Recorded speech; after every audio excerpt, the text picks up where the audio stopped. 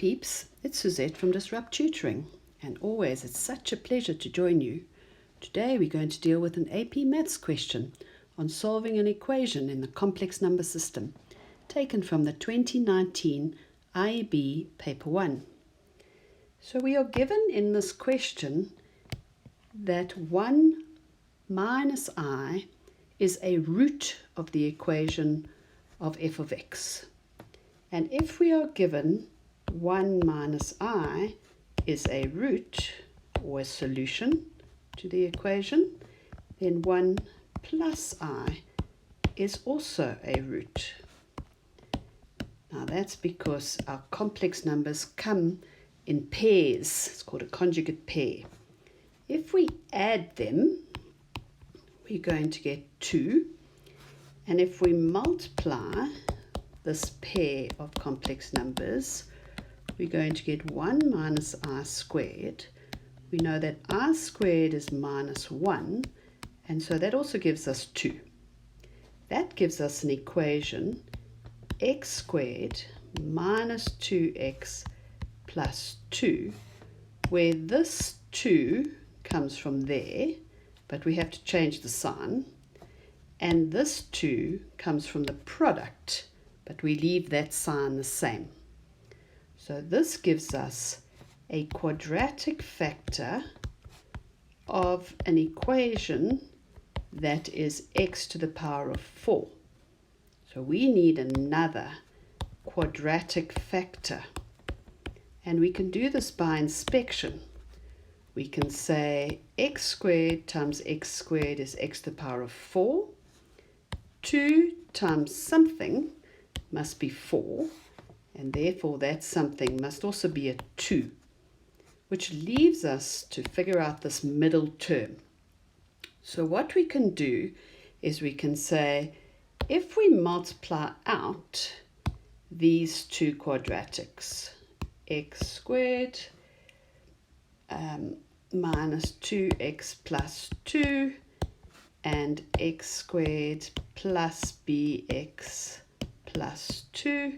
If we multiply those out, that term times that term would give us 2x squared.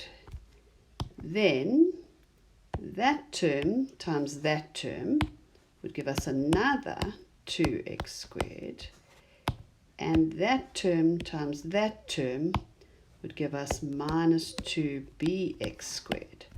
So that's out of the 9 terms we could possibly have.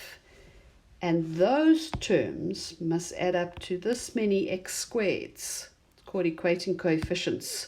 And we could do it with any of the terms. So what have we got? We've got 6x squared equal to 2bx squared, which makes the coefficients 6 equal to 2b, and hence the b value is 3, which gives us a product x squared minus 2x plus 2 times x squared plus 3x plus 2. And we know that the roots of this equation were the 1 minus I and the 1 plus I, so we just need to find the roots of that equation because we are solving, and we are solving equal to 0.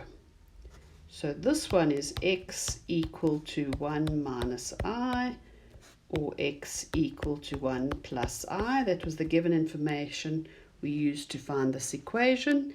And this equation then factorizes x plus 2, x plus 1, and therefore we can say the other two roots are x equal to minus 2 or x equal to minus 1. So we have 4 solutions for an equation x to the power of 4. So a maximum of 4 solutions for x to the power of 4. Okay, so before I go, I'd like to say a very special thank you to our epic sponsor for making this video possible. Read all about them in the description below. Be sure to visit our website for more of these epic tutorial videos. If you can't find the answer to your question, you can send us the question and we'll respond with a personalized video just for you. Until the next time, stay epic.